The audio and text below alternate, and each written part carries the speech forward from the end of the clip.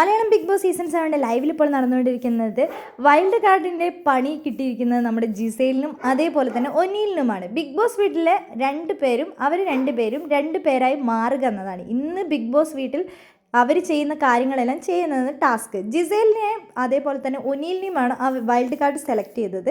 ഒനീലിന് big boss വീട്ടിലെ ഒരാളായി മാറാൻ ആഗ്രഹിക്കുന്ന ആരാണ് അവരെ സെലക്ട് ചെയ്യാമെന്ന് പറഞ്ഞു. അങ്ങനെ ഷാനവാസ് ആയിട്ടാണ് ഒനീൽ മാറിയത്. അതേപോലെ തന്നെ നമ്മുടെ ജിസേൽ സെലക്ട് ചെയ്തത് വേറെ ആരും തന്നെയാണ്, അനുമോളെ തന്നെയാണ് സെലക്ട് ചെയ്തത്. അനുമോൾ ഇന്ന് ചെയ്യുന്ന